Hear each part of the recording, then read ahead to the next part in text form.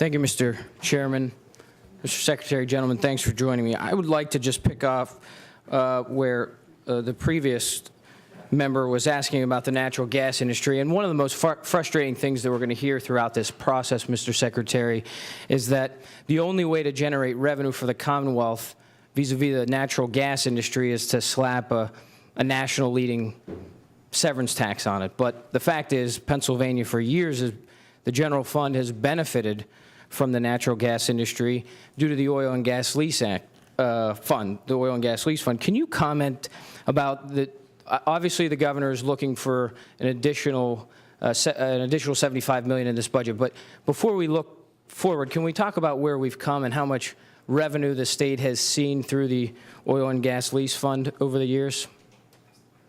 Yes,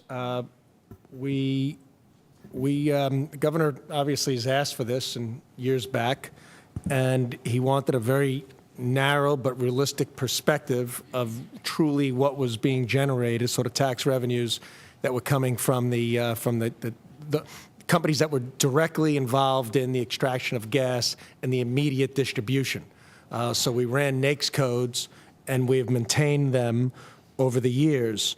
We are looking at, on average, about $300 million from 4 categories of businesses involved in the immediate extraction of natural gas, and that includes C&I, CSFT, sales and use tax, and withholding tax, not personal income from royalties. That would be another $70 million a year, by the way. So, Mr. Secretary, if we could just, for lack of time, agree that the $300 million that we just point to arbitrarily, and we will hear throughout the next few months, we can already point to by the decision to encourage business rather than just take the severance tax route. We are generating hundreds of millions of dollars for the Commonwealth in revenue without leading the nation in another tax, correct? Correct. And actually, I think the previous governor and the minority chairman of the Appropriations Committee was just reported recently talking about the $400 million that Governor Rendell had spent from the Oil and Gas Lease Fund towards the last few years of his administration. So it's not even just this administration that has benefited from it, but the administration of the past as well. And the frustrating part about this is that despite all the successes or all the benefits that Pennsylvania has seen, and not just in Washington County or in Bradford County, but the refineries in Delaware County or Williamsport or one of the largest corporations looking to build the first cracker plant in the Appalachian region, the first one in the United States here in Pennsylvania, despite all those wins, we still have to come up here and defend why we shouldn't lead the nation in another tax. And this concept that, if you could just also comment from your experience, that if we just slap a tax on industry, that there will be no ramifications to that industry. So that, let's just say arbitrarily raise the C&I to a higher level. The idea that revenue is going to double just because you increase the rate, I mean, that's not the case, correct? There are ramifications for putting tax increases. And while the drillers are here today, they necessarily may not be here if we lead the nation in another severance tax, correct? Yes, absolutely correct, Representative. And it's happened elsewhere. It happened in West Virginia a few years back when an additional 5.9% severance tax was imposed there. We saw our rig drilling go up and our pipeline activity increase, and there's decline. Many like to say how Texas has a 5% severance tax.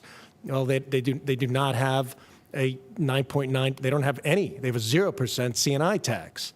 So it's truly not an apples-to-apples comparison. We're bringing in all the revenues that are due, the taxes that are expected, and the impact fee, as far as the governor was concerned, made sense because the industry did bear more of a cost on government services than other industries, and that was determined via the Marcellus Commission, headed by Lieutenant Governor Jim Cawley. And so it seemed a reasonable approach, so as counties received back the impacts in costs that they were needed to deal with, and the quality control, DEP, and enforcement funding was made available to assure that this industry moved forward with the highest levels of quality in the country. The previous member made it sound like and almost explicitly said that the state wasn't benefiting at all from the impact fee and the revenues associated, but that's not true, correct? I mean, whether it's protecting the environment or other investment opportunities we have, the state is benefiting financially from the impact fee, correct?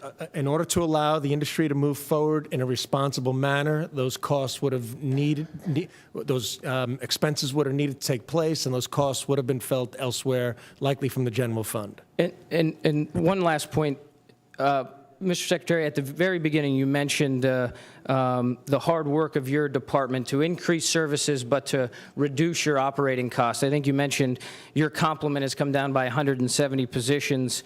You've saved over $5 million, I believe, in operating costs. I will say the one area of opportunity with looking at the budget for us to work on in the next few months, it does look as if there's 69 vacant positions that are obviously vacant but are funded. I think if we could, because you also are requesting an operating your GGO increase of $3.2 million. If we could find a way in tough budget times to reduce those 69 vacant yet funded positions, I think that would be even more money for the programs you mentioned and to benefit the taxpayers. Thank you, Mr. Chairman. Thank you.